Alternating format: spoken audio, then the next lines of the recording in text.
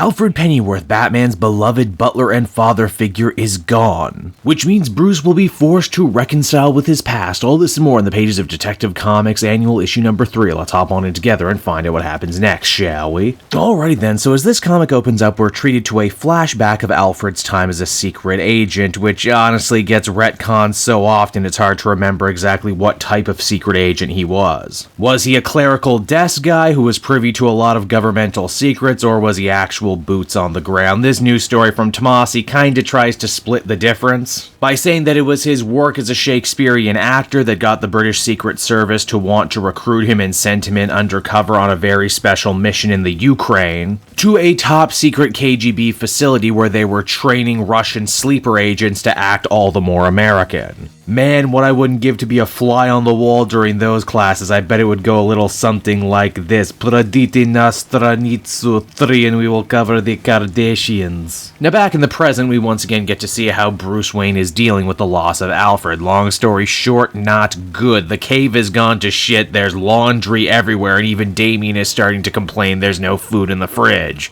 And honestly, I don't know what part of that sentence affects me more, the fact that I feel my headcanon is 100% correct that Batman would go to pieces without Alfred, or the fact that Damian sometimes comes home to eat. Bruce is shocked later that night when he realizes that Wayne Manor has been broken into by an older British woman going by the name Marigold St. Clair, which might very well be one of the most comic booky made-up sounding names I've heard in a very long time. Who is this lady? Well, she was Alfred's handler and superior back during his spy days. She also implies that her and Alfred were actually way more when they weren't working. We don't get his internal monologue, but I like to imagine Batman is thinking, ooh, gross, I don't like to think of Alfred as a sexual being. Sinclair is here now because she needs Bruce's help. She says that before Alfred's death, he had told her that if she ever got into trouble, couldn't turn anywhere else, then she should go to the manor. What's eating this lady? Well, it's connected to Alfred's last case as a spy. Naturally, he had uncovered a list of names for Soviet sleeper agents all over friendly NATO nations. One of those names just so happened to include his partner and best friend, a guy by the name of Mr. Pierce.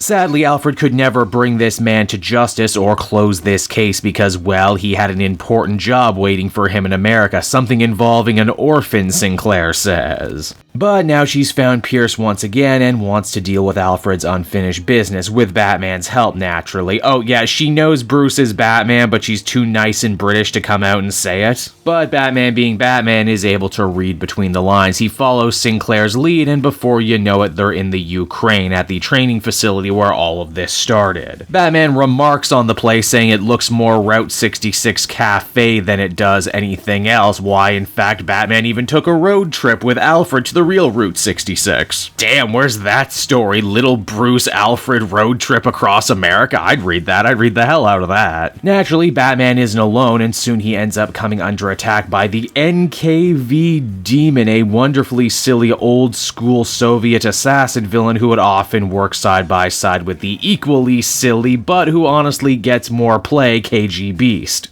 Batman quickly clues into the fact that whoever this NKV demon is, he's not the original. In fact, he might not even be human. The dude's not speaking, just kinda grunting. If he's an attack dog, though, Batman decides to play limp so the demon can take him back to his master, which turns out to be Pierce. Pierce goes on a whole elaborate villainous monologue like something out of a later Bond movie. He talks about that even though he was born in the UK, his heart always belonged to Mother Russia and the glorious Soviet Union.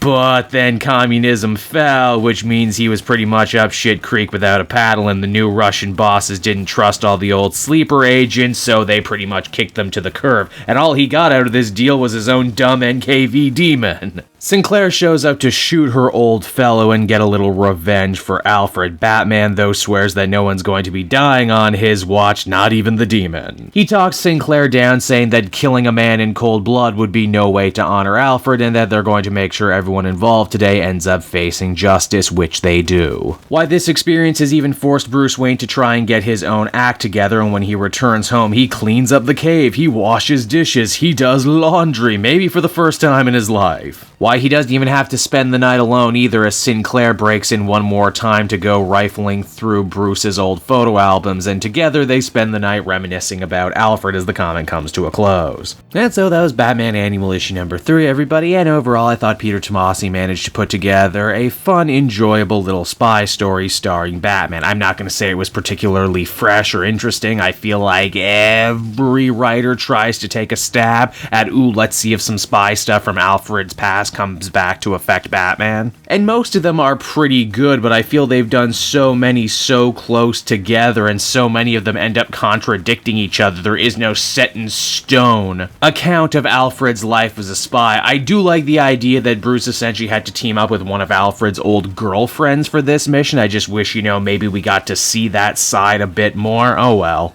I'd feel comfortable giving this one a 7 out of 10. Hey there everyone, Kate Joel again, and I just want to thank you so much for watching to the end of the video. It means a lot to me. And hey, if you enjoyed the book I covered in this issue and want some comics of your own, might I recommend Book Depository? It's my #1 place for shopping for comic book trades. You get a great price, and if you use my link down in the description, you'll actually be helping me out at the same time. You get something, I get something, everybody wins, right? So until next time everyone, I've been Joel, and I will see you in the next video. Bye-bye.